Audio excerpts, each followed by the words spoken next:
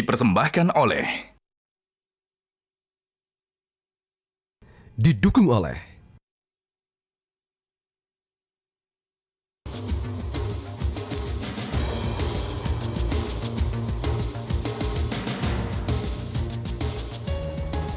Kami lanjutkan perbincangan pemirsa dalam live event Indonesia Memilih. Dan tadi kami akan langsung bertanya kepada Mas Bawono di sini. Mas, tadi kan kita sudah berbicara optimisme ya berdasarkan hasil survei bahwa akan ada 2 putaran begitu. Tapi ketika kita juga harus mempersiapkan kemungkinan wacana 1 putaran, kan ada berarti dugaan begitu ya, mungkin persepsi kecurangan begitu. Kalau dari indikator politik Indonesia sendiri, adakah data-data yang berkaitan dengan indikasi kecurangan dalam pemilu 2024 ini? Ya, kita belum memiliki data terkait kecurangan atau persepsi publik terhadap potensi kecurangan dari pemilu mendatang gitu ya. Tapi poin saya begini, jadi pilpres ini kita biarkan saja berlangsung secara alamiah ya. Kalaupun misalnya ada berlangsung 2 putaran, kita pernah punya presiden sebelumnya di 2004 gitu ya. 2004 kita pernah mengalami pilpres dengan 2 putaran, dan itu baik-baik saja bagi publik kita. Begitupun kita juga pernah melakukan pilpres dengan 1 kali putaran di 2009. Betul. Gitu. Dan kalaupun nanti pilpres akan berlangsung suatu putaran gitu ya, tentu kita harapkan pasangan calon yang lain yang kalah di pilpres tersebut, misalnya di pasangan yang memiliki suara terbesar kedua, bagus juga bila melakukan keberatan atau tantangan uji di Mahkamah Konstitusi gitu ya, challenge. Nah, itu kan jadi kanalisasi bagi resolusi konflik tadi. Selain kalau misalnya putaran kedua kanalisasi resolusi konfliknya adalah misalnya komunikasi antar elit untuk menghadapi putaran kedua. Nah, saya kira itu ya, biarkan pilpres ini berlangsung secara alamiah, apakah akan 1 putaran atau 2 putaran, masing-masing itu kita pernah mengalaminya, presidennya sudah pernah ada. Ya. Baik, ini berbicara soal kecurangan, saya mau ke Mas Dimas. Datanya dari koalisi LSM menemukan ada 121 misalnya pelanggaran pemilu. Terus kemudian yang paling baru deh, di Malaysia kemarin itu ada 1.900 lebih surat suara yang dicoblos duluan dan ada maklar suara. Kalau Anda melihat apakah KPU yang sekarang artinya belum memaksimalkan tugas mereka untuk menciptakan pemilu yang lebih berjurdil, bahkan di luar negeri?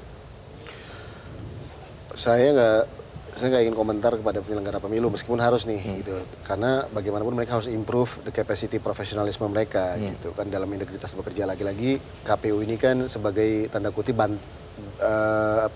benteng terakhir nih dalam bagaimana rakyat itu percaya, publik percaya kepada penyelenggaraan negara, penyelenggaraan pemilu khususnya. Nah, saya melihat bahwa berbagai dugaan pelanggaran, laporan pelanggaran apapun itu adalah unfinished business yang harus menjadi catatan. Justru catatan tadi yang disampaikan oleh Mas Bawono tadi adalah ketika pasca tanggal 14 ini, gitu. Apakah ini akan dimasuk ke dalam tuntutan ya? Itu dia. Apakah ke Mahkamah Konstitusi dan sekarang yang tinggal diperkuat juga lagi-lagi adalah Bawaslu. Bawaslu ini harus melakukan pengawasan yang cukup kuat. Jadi ketika Bawaslu diberikan perpres seperti itu oleh Presiden, kenaikan tunjangan itu juga harus dilihat oleh berbagai elemen masyarakat sipil ya. Nah, apapun itu unfinished business ini akan menjadi sebuah isu. Baik. Yang nanti akan diharapkan, ini kan dispute nih. Ini akan menjadi sebuah komunitas politik atau memang berjalan dalam proses hukum. Baik.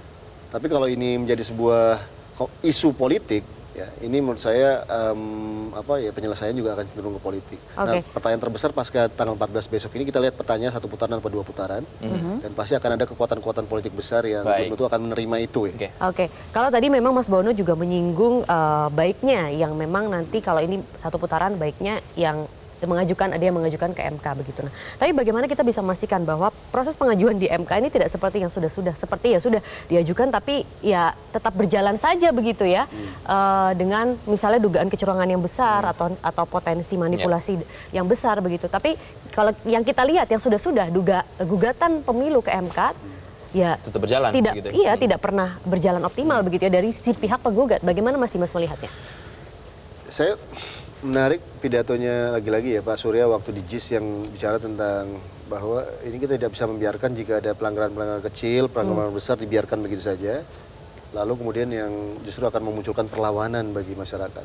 Nah, perlawanan ini itu kan situasinya eskalatif dan itu sudah dimulai dari gerakan-gerakan mahasiswa yang sekarang isunya udah bukan lagi udah cukup masif ya sebenarnya. Bukan lagi pemilu netral atau jurdil, tapi sudah makzul, udah impeachment. Jadi kan ini lagi-lagi saya seorang political scholar ya, jadi dan saya juga seorang praktisi gerakan mahasiswa dulu. Dan eskalasi gerakan mahasiswa ini kan jika bertemu dengan momentum kekuatan politik, itu akan menghasilkan sesuatu desakan perubahan yang cukup Mas besar. Dimas, kalau kita berbicara soal mendesak, ada impeachment juga, nanti saya akan lebih tanya apa sebenarnya dampaknya ketika memang impeachment itu benar-benar kejadian begitu ya, atau terus didesak atau terus disuarakan. Tapi kita akan bahas usai jeda berikut ini. Pemirsa, kami akan kembali usai jeda, tetaplah bersama kami di live event Indonesia memilih.